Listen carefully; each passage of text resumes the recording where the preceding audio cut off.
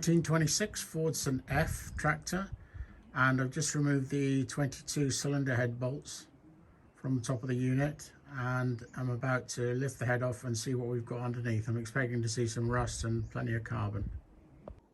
These are the 22 cylinder head bolts that came out. They all look in reasonable condition, but they're definitely going to need cleaning up.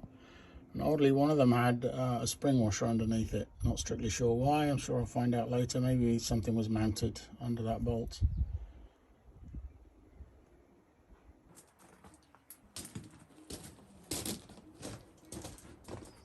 So here we go, just about to lift the cylinder head off. This is a high compression head, and you can tell one of the telling points for that is the spark plug tappings are not recessed. On the earlier heads, the lower compression heads, the spark plug tappings are recessed. So when they're flush like this, it'll be a high compression head.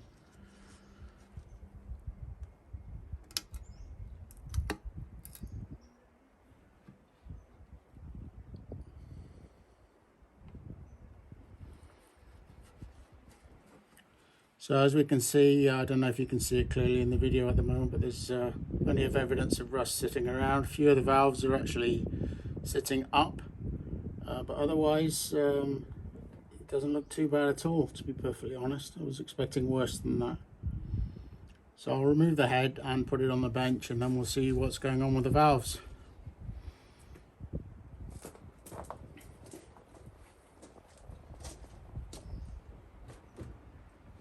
This is the cylinder head after it's just been removed. Nothing's been cleaned or vacuumed or anything. Looking at number 1 cylinder on the right hand side. Overall the head's pretty smooth looking, and appears to be in quite reasonable condition, other than some signs of rust and carbon, which I'm sure will clean off. So this, as I said earlier, this is what they Fordson call the high compression head. It's got high compression head stamped on the top side of the head itself. Here's a closer look at the main block. That's cylinder number 1 in the image, and as you can see, some of the valves are lifted, held in the open position. Plenty of evidence of rust and crud around. Piston number 3's got quite a layer of rust sitting on top of it, and valves for piston number 3, quite evidence of quite a bit of rust there as well. So let's see, let's get the head gasket off, which is still sitting in situ, and see what we've got underneath. Here's a look at the block from the left hand side of the engine. So that's piston number 3 there, with quite a lot of crud sitting on the top of it. We're going to get the shop back out in a while and vacuum a lot of this off.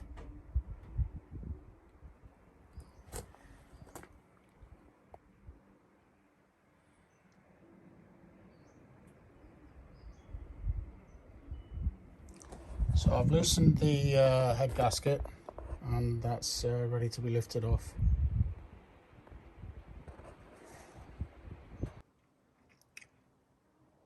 Well, this is what the block looks like just after it's been vacuumed, and that's all. I haven't cleaned it with anything, no brushes, no scrapers or anything. It's actually looking quite good. Quite impressed with that, and the top of the pistons don't look too bad at all. That's number 4 down the bottom there, number 3, number 2, and number 1 down at the bottom. So that's the bores on the piston tops and the valve tops all vacuumed off, and I'm just going to rotate the engine now, and you'll see it's not a bad result really, considering it's probably been sitting around for 20 years, but the pistons are moving up and down really smoothly. There's no scoring or anything like that in the liners, in the bores, and if you look at all the valves, I think we've only got one that's stuck at the moment, and that's on. Let's have a look, see what we've got happening here.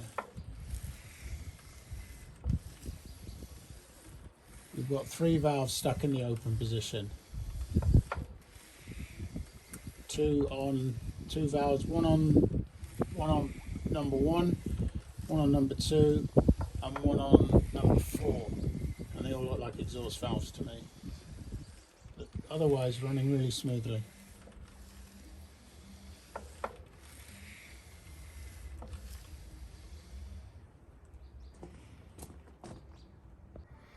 As you can see in this video, the valve lifters are down on exhaust valves for pistons number 1 and 2, so you can see the gap underneath. So that's 2 of the valves that are hanging up. And then the final valve is the exhaust valve on cylinder number 4, which is also hanging up. You can't see it in this image, but the